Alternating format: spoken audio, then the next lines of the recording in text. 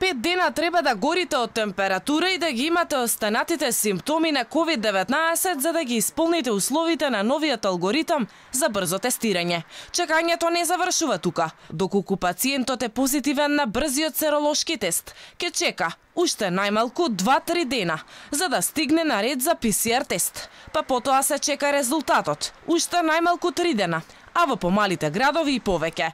Со ова граѓаните ќе поминат во самоизолација речиси 20 денови, чекајќи само за да дознаат дали се позитивни на COVID или не. Матичните лекари со доза на резервираност гледаат на новата задача. Велат дека и онака имаат проблем со закажувањето PCR тестирање на своите пациенти, а кубурат со термини.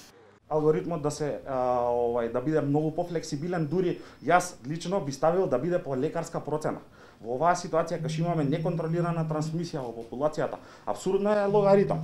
Абсурдно. Значи имаме ти одговара пациентот на сите прашања позитивно, конфирматорно и ти вика ја немам тешка патологија, немам симптоми сериозни на дишење и не може да направи тест. Ако ние сакаме да ја отвориме држава и ако ние сакаме да не бидеме у карантин, ние мораме агресивно, нелимитирано без малку да тестираме.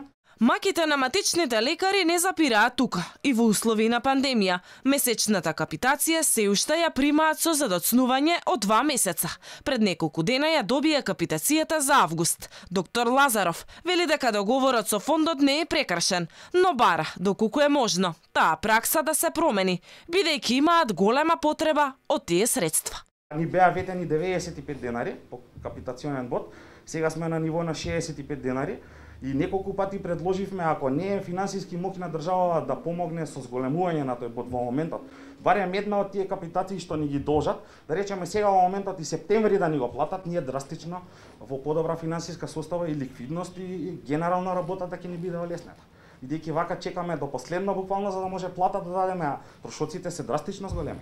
Во однос на пандемијата, доктор Ненад Лазаров предупредува дека најлошото допрва не чека, односно во текот на следнава недела ќе имаме уште полоша и потешка епидемиолошка состојба.